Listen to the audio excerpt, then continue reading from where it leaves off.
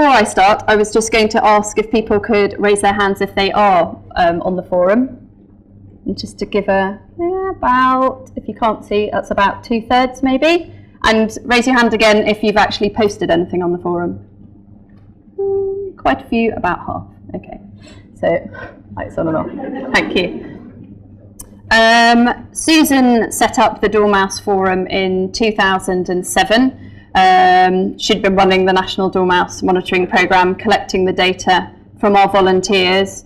And although, as Pat mentioned earlier, we've got the Dormouse Monitor, which goes out twice a year to all of the monitors who are registered, she decided that the forum would be a really useful tool for people to be able to communicate with each other, ask questions, share ideas, etc.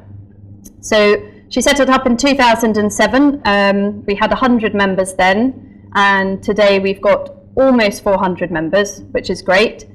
Nearly everyone who's registered is a Dormouse monitor, but we also have ecological consultants, we've got members of the captive breeding programme, researchers, and like the Eurovision Song Contest, we also have members from all over Europe. We've got members from Hungary, Belgium, Germany, Russia, the Netherlands, and I'm sure we have many more as well. So, how it works. It's you have to opt in, you have to register with Susan, and she subscribes your email, and then from then on you'll receive any and all communication that's sent to the forum, and it's up to you how much you decide to join in the conversations or not. We at PTS don't control any of the discussion threads. Quite often we're not involved in any of them, so we just let people discuss, ask questions, disagree, agree with each other. And as Tony said, sometimes people do disagree, and recently it's become a little bit heated, but that's good. That's what the forum's about. That's what it's there for. And it's just really a really useful resource, because I think at PTS we forget how lucky we are. We've got so much information about dormice at our fingertips. You know, we're central. We know what's going on in lots of different places, but many people don't. So it's really useful for them to be able to communicate with people all around the UK and further. So, key benefits of the forum. We have conferences like today, which is great, and lots of people we know go on training courses, but the forum's a much more cost-effective way for Dormouse monitors to communicate with each other. And also, we've heard from Sarah and from Hazel earlier, who've got huge numbers of volunteers and monitors that they're working with, but we know that some sites aren't like that, and some people are working by themselves and monitoring a site, so it's really nice to have the forum for them to be able to feel a sense of community and cohesiveness, and that they're part of a bigger group. Instantaneous communication and answers to questions. We know that people help with IDing or help with suggestions for research projects. You know, instead of having to write to someone and wait for quite a while to get an answer, the forum's immediate, and there are so many people and so many experts sitting on that group who have got experience, you know, in nearly all the fields that people are asking questions about, that they're able to get answers straight away, which is great. And one of the things that I like most about it is the fact that we can use it to circulate and distribute photographs and documents. So once again, if people have a query about a nest or a nut or, you know, management techniques, they can circulate a photograph, ask for help. We can also alert people if we know there's going to be press coverage or there's been a programme. If dormice have been featured on the One show, we can email a link and everyone can watch it. So we know it's a way of keeping everyone up to date with what's going on.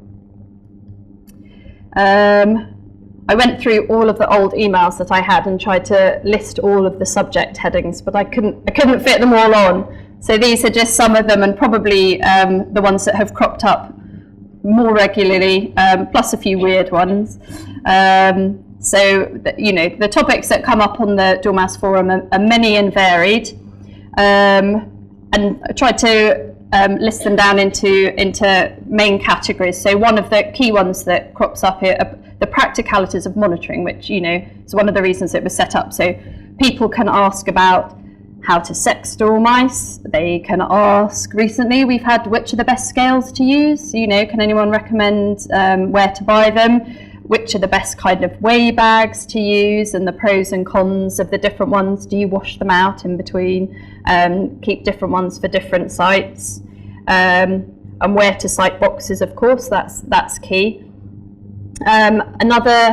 Another category relates to the general ecology of dormice. So people can ask questions. What's the average number of young that they're finding? Is this, the number of young I'm finding on my site, is that similar to the national average or not? When do dormice tend to come out of hibernation? If I'm seeing a dormouse in March or February, is that a hibernating animal or has it been disturbed? What are they feeding on? What type of habitats should I be looking for dormice in? People also spend a lot of time discussing dormice and other species. So what effect other species have on dormice, what impacts dormice might also have on other species. There's definitely a big concern for birds at certain times of the year, and do dormice eat birds' eggs? Are they predating on the birds? At the same time, are there too many wood mice in my wood? Are they using the nest boxes and therefore excluding the dormice? And finally, there's also quite a lot of discussion relating to dormice health and care. So people might ask what to do if they find an injured dormice, where shall I take it? Vets at London Zoo can request that we send them in bodies of dead dormice that have been found for analysis, so they might be able to identify various pathogens. These are just a few of the photographs that have been sent in of nests that many of our monitors have found.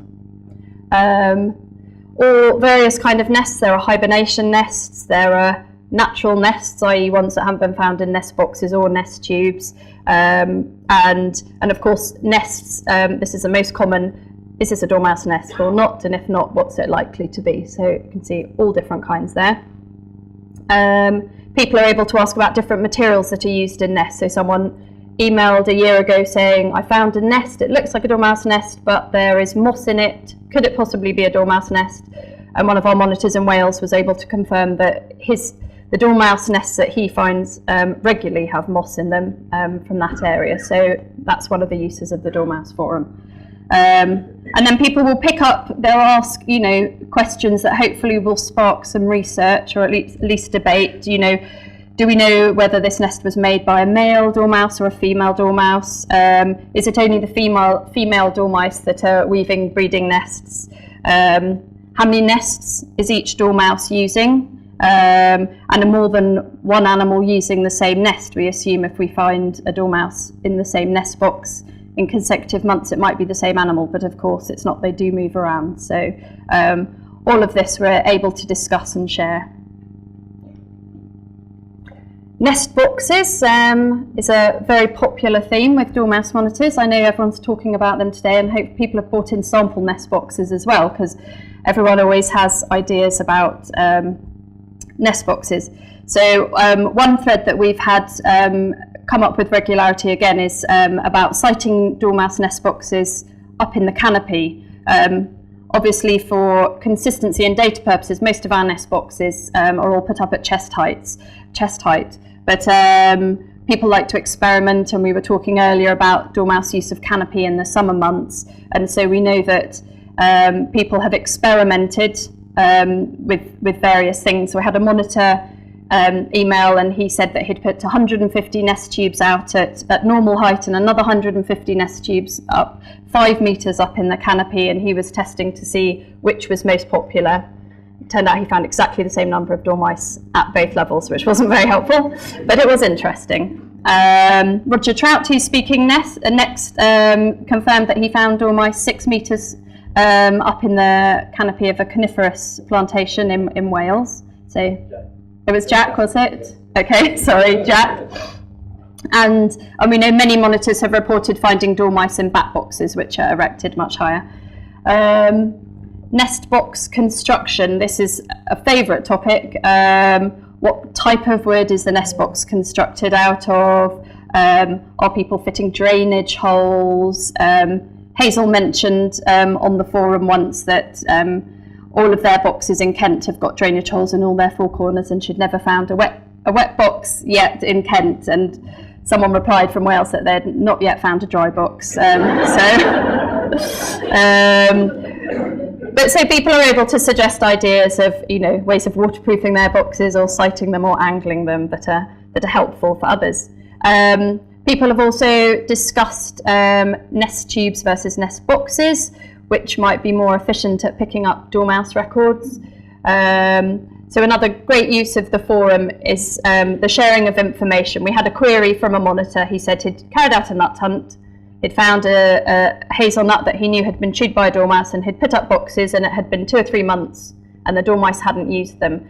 And so he'd put up some nest tubes, and they'd used them almost immediately. And he wondered if there had been any published studies about it. And Paul Channin from Devon was able to say that he'd published some work in Mammal Review, and he could send a link to that paper. And so it was useful to be able to share that information with people. Data collection on ID. This is very useful, as I said.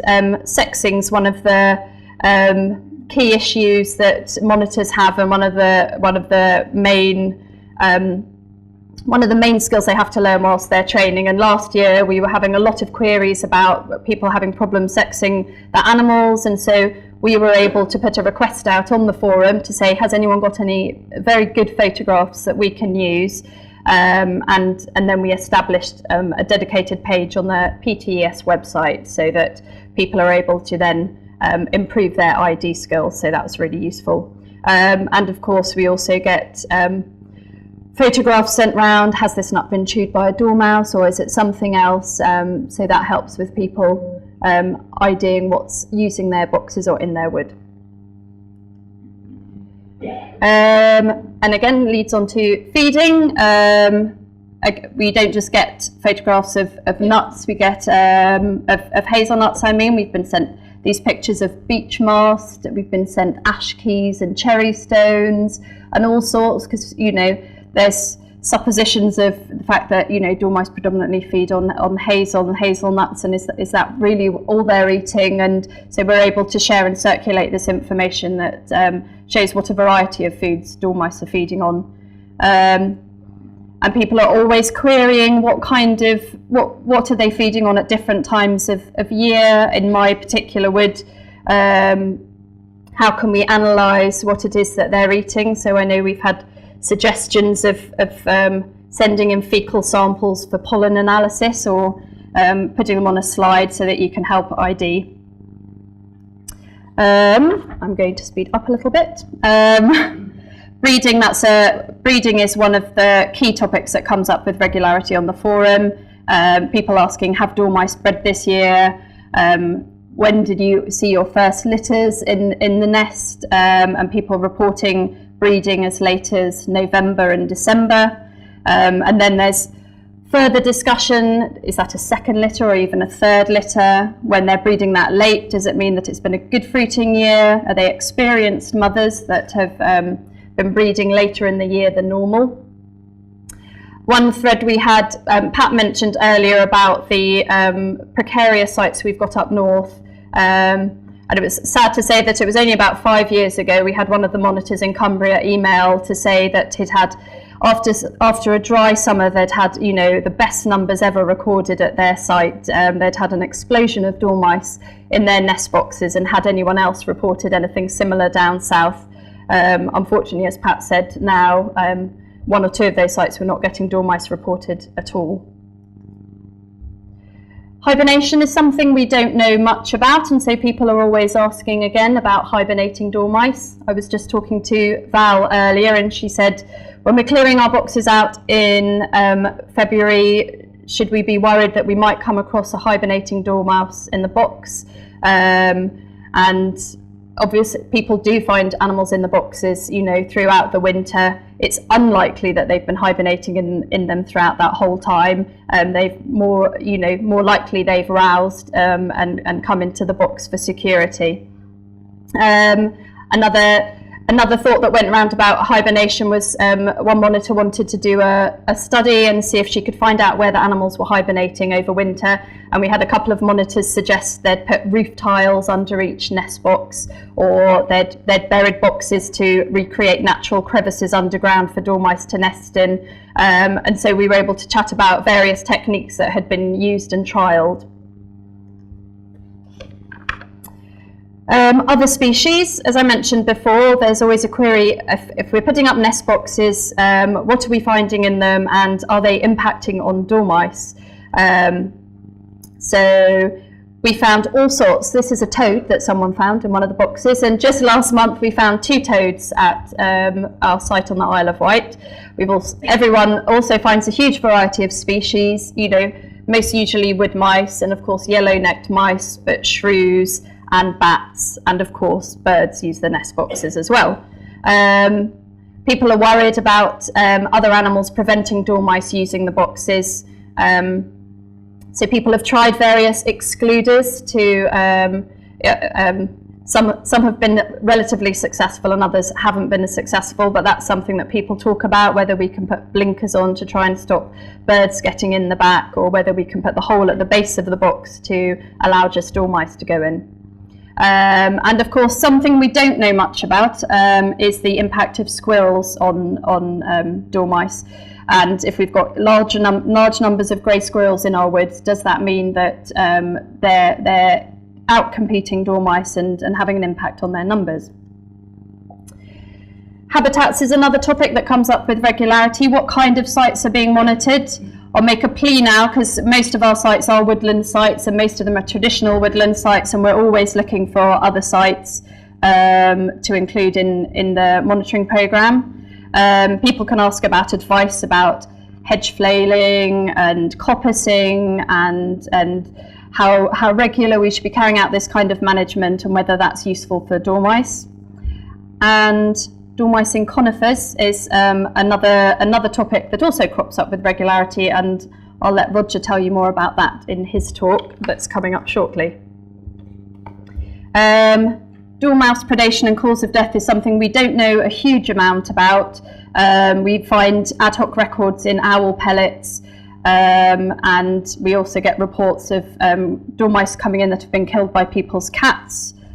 People often ask, is there anything we can do to intervene? And that was one of our most recent threads. What should we do about late young litters? Should we be bringing them in? Should we be taking them to animal hospitals to look after? And as Pat mentioned before, we have brought in late litters specifically for the captive breeding programme. So to enable us to breed animals to return them to sites where there aren't any, which is for one specific purpose. Bridges and roads is something that we talk about a lot. Will dormice cross roads? We've had a few records, probably 3 or 4 that I've counted, of dormice being found dead on roads by our monitors who have reported it to the forum. So we know that there's ongoing discussion, to what level do roads create barriers, and will dormice use wildlife bridges or tunnels? And this is something that, hopefully we'll be able to look at with more detail in the future and run a research programme on. I was just quickly going to mention that there are a few topics that don't come up as much as we would have thought. And so, if people have questions about the impact of deer and deer browsing, or other general woodland management advice or techniques, it would be great if you've got those questions, don't be shy to ask. Dormice in torpor is something we don't know a huge amount about either. We collect that data, but we need to look at that in more detail as well.